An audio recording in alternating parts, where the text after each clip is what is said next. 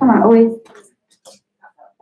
Oi, acho que vou falar no microfone que fica com mais certeza de vocês poderem me ouvir. Bom, então, bem-vindos ao encontro do PUBTechSF Stanford de 2018. Os encontros PUBTech acontecem desde dezembro de 2014. A primeira reunião aconteceu no Consulado do Brasil aqui em São Francisco. E essas reuniões, elas têm como objetivo agregar cientistas brasileiros. PUB quer dizer pesquisadores universitários brasileiros. E aqui na área de São Francisco também agrega o pessoal da área de tecnologia. E segue um modelo do que foi criado em Boston alguns anos atrás, onde a intenção é reunir pesquisadores brasileiros para que a gente possa ter uma ideia de a pesquisa que os brasileiros vêm fazendo aqui na área. Então, geralmente, é extremamente dinâmico, porque alguns pesquisadores vêm, ficam um período, depois vão para o Brasil. Então, a gente tenta, na medida do possível, fazer com que a comunidade científica brasileira que está aqui nesse período possa se conectar, se conhecer e poder se ajudar, interagir. De repente, a gente pode, por intermédio de criar essa rede de conexão, de repente, facilitar numa nova colocação e principalmente para compartilhar o conhecimento. Então, as reuniões acontecem 4 vezes ao ano. Tem sempre o PUBTech de São Francisco, de Stanford, de Berkeley, e tem um no Vale do Silício. E é tudo baseado no voluntariado. Então, as comissões organizadoras são todos voluntários. Geralmente, a gente tenta conseguir alguns voluntários de cada local, porque ajuda bastante, como aqui em Stanford. As meninas que trabalham aqui têm uma conexão maior para poder conseguir uma sala e as facilidades que a gente precisa para conseguir organizar o evento. A gente não tem fundo, não tem dinheiro, então é tudo na base do voluntariado. A gente pede, no final, uma contribuição financeira, se alguém puder ter uma caixinha ali para a gente coletar um pouco de dinheiro para poder fornecer as coxinhas, também, que a gente sempre oferece na hora do network, é importante. Então, essas 4 reuniões anuais acontecem a cada 3 meses, e vocês são todos bem-vindos, e também serão bem-vindos para participar de comissões futuras, caso vocês tenham algum interesse. Então, hoje, o modelo é sempre o mesmo, a gente tem apresentações de 2 cientistas, que vão falar durante 15 minutos, de uma forma abrangente, porque a gente tem pesquisadores de todas as áreas, é extremamente multidisciplinar, e no final a gente tem um pitch de impacto social, que é algum brasileiro que está aqui na área, fazendo algum trabalho com algum valor social, que vai ter algum valor agregado social. E, geralmente, a gente tem, às vezes, alguma apresentação a mais no início da reunião. Nesse caso, hoje, vai ser o Ravi que vai falar, eu vou deixar a apresentação dele ser feita pela Maria Ângela. E as reuniões são sempre em português, exceção vai ser agora para ele, que ele vai falar em inglês. Boa noite. Eu estou aqui para apresentar, eu vou falar em inglês, porque o Ravi está, na realidade, representando o Robson Capasso, que foi, que a gente tem que agradecer, graças a ele a gente conseguiu essa sala. E ele, então, mandou uma pessoa representante sobre o trabalho que o Robson Capasso está fazendo, e o Ravi faz parte da equipe dele de biodesign. O Ravi Pannani, ele trabalha em Healthcare Innovation, e o trabalho que eles usam é de metodologia de biodesign. Então, ele vai falar um pouquinho do trabalho dele, né? So, no further ado, I present Ravi. Yeah, he went to Brazil it's your 2nd year, if I'm not really. Yeah. 3rd year. 3rd year, okay, yeah. So with the group of the biodesign, yeah. Okay, so I give you. Yes. Oh, before. Mm-hmm.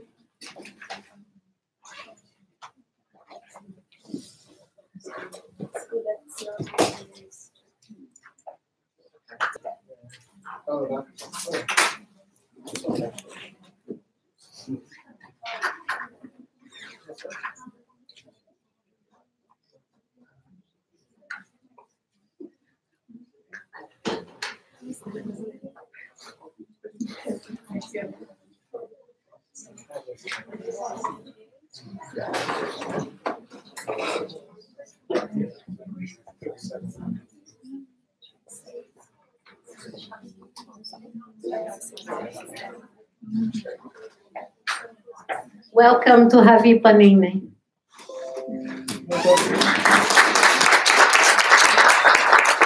Muito obrigado, Maria Angela. So excuse me, I won't be speaking in Portuguese because that's the only few words I know. But I will tell you guys about our experiences teaching healthcare innovation at the Hospital Einstein in Sao Paulo. If you guys have any questions, feel free to interrupt me, or we can save it for the end. But first, before I begin, a little bit about myself. I am a healthcare, really a very passionate believer in healthcare innovation. I've worked in mostly medical technology my career. I was a mechanical engineer, worked for a big company, and then most recently I worked for a small company in different specialties, cardiac surgery, ophthalmology, and now I'm starting a company in gastroenterology doing drug delivery. But I'm not going to talk about that at all. I'm going to talk about healthcare innovation in our program that we ran, Robson and I ran in Brazil. I met Robson when I was a biodesign fellow in 2010, 2011, and we just connected and became good friends, and we came up with this idea around doing these programs, and because he would get a lot of interest being a Brazilian from people in Brazil. And so he said, could you help me with this? And I said, yeah, I'd love to. So that's how it all started. And before I begin also, I'd like to just say parabéns. Very nice job. So 10 more days and we'll see where the team goes. So bye, Brazil. So how does innovation happen? We have this notion of when you have an innovative idea, there's a moment of invention, like the apple dropping on the head of Isaac Newton, and it's this kind of this moment where you just come up with this idea. And here is what a scenario of if Isaac Newton had modern technology, he might have missed the moment and not have made his discovery of gravity because he was distracted by his other apple. And this other idea, so again, represented by the light bulb turning on, like flash of innovation. And this just comes to you, and there's sort of like a magical miracle that happens. And we even have this in comics, you know, the light bulb turns on. Oh, I have the idea, I have the solution. But really, is that really how innovation works? When you look at the invention of the modern light bulb, Thomas Edison did not have the flash of a light bulb idea. He developed hundreds of light bulb prototypes and concepts. Some of them burned out within minutes. Some of them were too expensive. And it took him many tries to eventually identify the right light bulb. And so really innovation that we teach is a process. And most importantly, it's a process that can be taught and learned. It's not something that you have to be born with or is sort of a magical experience. And so if innovation is a process, what are the guidelines to innovation? Here, this gentleman is saying, hey, I'll give you innovative thinking, but tell me what the rules are. And it seems like rules and innovation are at opposition with each other, but what we are teaching is that, in fact, they're not. When you follow a process and you have guidelines, it helps to focus your energy and to develop innovative ideas. And so what we teach here at Stanford is something called the biodesign process. The biodesign process takes a lot of elements from different methodologies, including design thinking, as well as looking at stakeholder analysis, and focuses it on healthcare. And healthcare is a special case, really, of innovation because it's complicated. There are many stakeholders. Oftentimes, we're developing solutions. The user is the patient, but the customer is actually someone else, the physician, or the insurance company, or the hospital system. And so how do you reconcile the needs of all these different stakeholders, nurses versus doctors versus the people in the ambulance, all these different parts of the healthcare system, And how do you create a solution that not only works, but can be adopted into the current system? And that's what this process is all about. First step is identifying needs here, then inventing solutions and implementing them. And this is normally a 9-month process. And what we did, the innovation we did is that we compressed this down to 1 week. And we basically made the participants in the program experience this all in an intensive manner. And here's the flash of the schedule. You can see it was a jam-packed schedule. And we had them starting off going into the hospitals, giving them no clear guidance in terms of what they were going to work on. We told them find a project by talking to doctors, identifying problems, and then come out with solutions by the end of the week. So no easy task. So the first step that we did was building a team. And this is an important part of any innovation process. And really, this is my favorite quote. You want people that have disagreements, that have different backgrounds, and that those conflicts will often be the great chance to start innovation. So we brought four teams mixed with engineers, physicians, people with business backgrounds, all to bring different perspectives into the innovation process. Geneticists was on one of the teams. A patent lawyer was on one of the teams. So you're bringing these different experiences to make the best outcome. And then you have them kind of get to know each other. So we spent an afternoon doing team building exercises. They had to build a spaghetti tower, and that's a kind of a great way to accelerate working in a comfortable team situation, because it's going to get harder as you have disagreements and issues and conflicts arise, and how do you resolve those conflicts?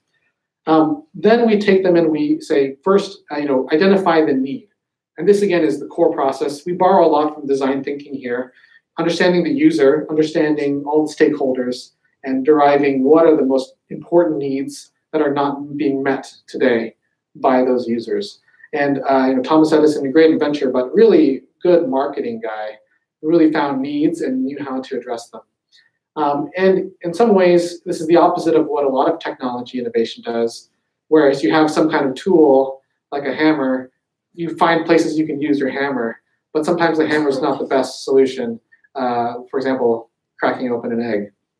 And so what we preach in the program is really about observation, actually going into the settings where you are going to identify these issues and these unmet needs, and coming away with it with a long list of needs. We tell the participants to come away with 100 needs, and then using metrics like the impact of the need if you were to solve it, the number of people affected by the need. We have them filter down which are the top most impactful needs. That's me right there in the operating room. Cut my head off though. But as you know, healthcare doesn't just happen in the hospital. And so traditionally our program has focused on the hospital and the clinic, but we are now trying to move away from that, given that healthcare happens everywhere, and taking care of your health is something that needs to happen at home or everywhere you go. And so we had these teams do need finding in different settings, in the Einstein Hospital, in the satellite hospitals that were focused on the underserved as well. This was the SUS hospitals. So this was a way for the participants to get a broad range of exposure to different levels of the healthcare system, and have them experience it for themselves. That's sort of one of the key things we like to teach as well. Really, the way we develop it then is to come up with need statements. Need statements talk about the problem, what's the population you're trying to address, and what's the change in the outcome that you're requiring to achieve. And from a single observation, you can derive many need statements, and you can develop many different outcomes. What is the key outcome that you are trying to address? Is it improving the efficacy of a solution or of a lack of solutions? Is it increasing safety? Maybe a problem today is very unsafe in the way it's treated, high rates of complications, for example. Is it very expensive? So this is just a short list of some of the potential outcomes we could target. And again, the way the need is formulated can affect the solutions you come up with. For example, if Henry Ford, the classic example is if he said, I just want to come up with a faster horse that doesn't get tired, then you may think of different ways to make a horse faster. Maybe you have breeding methods. Maybe you have food that feeds the horse faster. Maybe you can exercise their muscles to become stronger. But really, what's the goal? What are you trying to achieve? You're transporting people from one place to another. And so really, by breaking down the need to its fundamental objectives, you expand your potential solutions that you could consider as part of that. And we have the teams really dive into this and spend a full day just laying out need statements and understanding what are the needs. And we forbid them to think about what are the solutions. We say, no solutions yet. What's the problem you're trying to solve and why? And is that really the problem or is it something else? And we spend hours debating this, have them go through it, and think about the different aspects of that. And we give them lectures on how to achieve that. Finally, when they come up with their need statement that they really believe and they've validated it, it looks like this is the most promising need, really big impact if we could solve it, then we say, now go ahead and start thinking of a solution. And this is where the engineers get really happy. Finally, they can start to think of technologies and things to solve the needs. And so we use typical methods like brainstorming and concept development to help them think of all the possible solutions that they can do. And again, Flare to have many solutions and think about what would be the best. And we give them the tools to do that with rapid prototyping.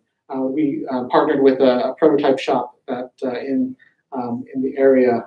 How do you do prototyping in a way? So teaching them tools about prototyping for demonstration purposes versus for functional testing and all the different aspects that go along with that. And the teams got really into it. They were spending, they had about 6 days of actual work time. And we got very impressive outcomes with the teams. They had projects ranging from ways to measure pain objectively for patients who cannot communicate, for example, dementia patients. How do you assess if they're in pain, whether they're in a procedure or they're at home, and being able to then act on it? We had projects related to cardiovascular rehabilitation. So again, very specific problem. Patients who have heart disease or are in the hospital discharged, doing rehab, physical therapy, for example, is the best way for them to have outcomes. But compliance is very low in the US and even especially in Brazil, even lower. So how do you create tools to get them to do physical therapy better at home, or what are the issues around physical therapy for those patients? The winning project was actually an idea around infections in the ICU. So one of the leading causes of infections is bad mouth hygiene. I did not know this. Patients really don't get their teeth brushed when they're in the ICU. And so, and they do actually, there is a protocol. It's kind of, nurses have to implement it like 3 or 4 times a day. It takes 15, 20 minutes. It's kind of a hassle. So they developed a mouthpiece that attaches to the intubation tube, and it has a cleaning system that automatically irrigates and cleans out and flushes out the bacteria. And it was a winning solution. I think they're patenting the idea. And so we'll see if it goes anywhere. We don't know, but the goal of the program is not necessarily to come up with an idea in 1 week. It's kind of a difficult situation, but the idea is, can they come up with the process and become experts in a methodology that they can apply again and again throughout their career? And so why need-based innovation? Why focus on the needs first? This is a list of the top 20 reasons startups fail in the US. And the first reason here literally is no market need. They were developing a solution that there was no need for. And so they raised financing, they spent time of their life to work on this problem, and no one even, it wasn't actually a problem. And these other ones too, if you look at reasons why, for example, they got outcompeted by a competitor, they didn't have a business model, they ignored their customers. They're all related to bad needs and bad need finding. And so in Brazil, I think there's a lot of opportunity. There's a lot of challenges, but I think the timing is right. It's a rapidly growing population that's older and older. There's a lot of chronic diseases. The prevalence of diabetes is going to be higher in Brazil than it is in the US in 5 to 10 years. With IT, there is more technological possibilities of having distributed and accessible innovation in remote areas that normally wouldn't have access to those things. And so there's a lot of issues to work through, regulatory issues, IP issues, infrastructure and supply chain issues, but the opportunities are great. Future plans, we're looking at potential course in collaboration with Anvisa We're looking at other partnerships with incubators and other institutions in Brazil, and as well as helping ways for entrepreneurs in Brazil to help bridge outside of Brazil to Silicon Valley and globally. So, muito obrigado. Thank you for your time. If you have any questions, I can take those now.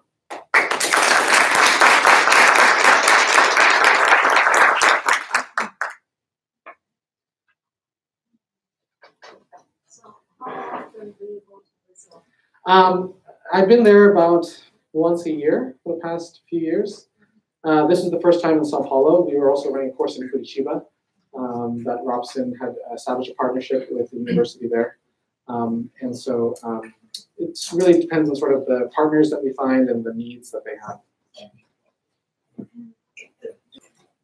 After having the idea, how to build this? If it's Yes. a device, something that needs to be manufactured somewhere, how do you? That's a great question. So typically, it depends on the situation. In Einstein, they had some funding.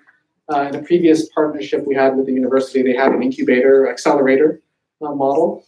But we still haven't figured this part out. Even in the US, this is a hard problem to solve. There's the gap between kind of the idea stage and how do you get to commercialization.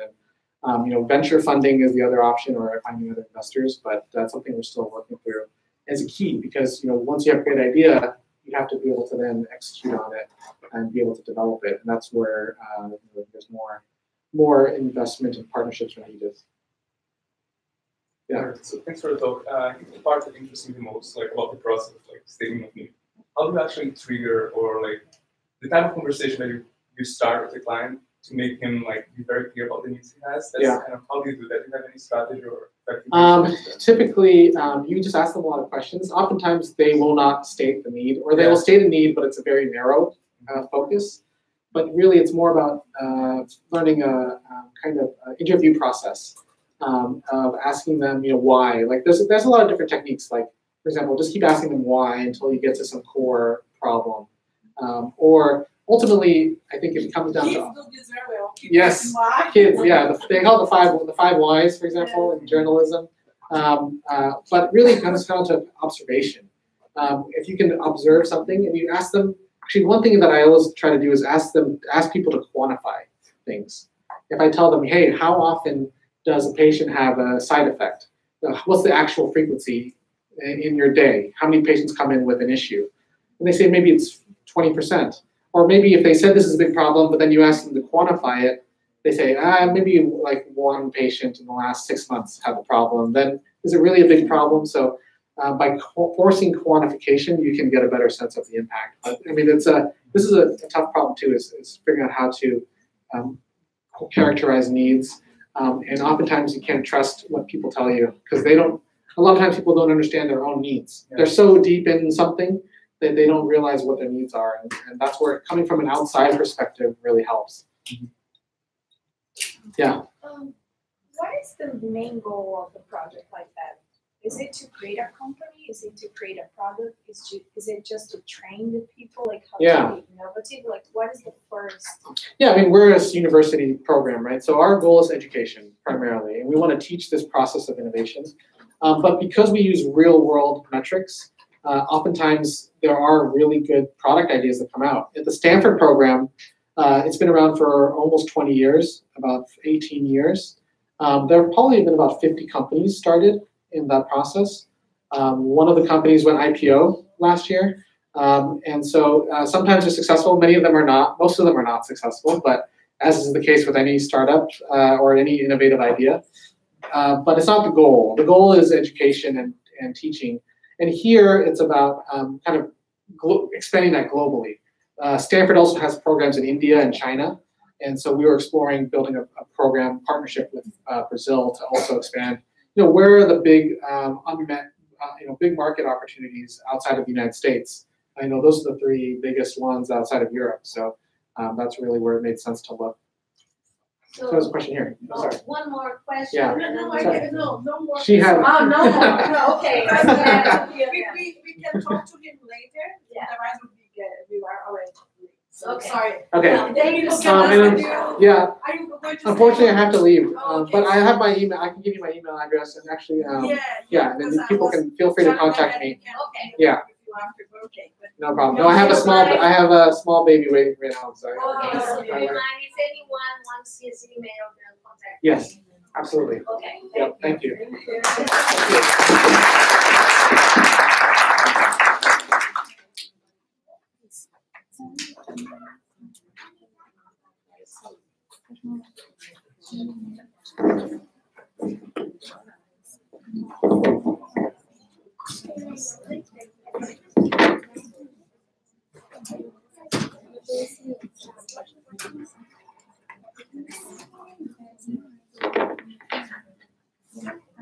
Bom, gente, eu vou apresentar para vocês a Mônica. Ela é formada em farmácia pela Universidade Estadual de Maringá. Ela fez mestrado e doutorado em Bioquímica e Biologia Molecular pela Universidade Federal do Paraná. Fez pós-doutorado em Harvard e agora ela está fazendo um pós-doutorado aqui em Stanford. E ela vai apresentar um pouquinho do trabalho dela aqui.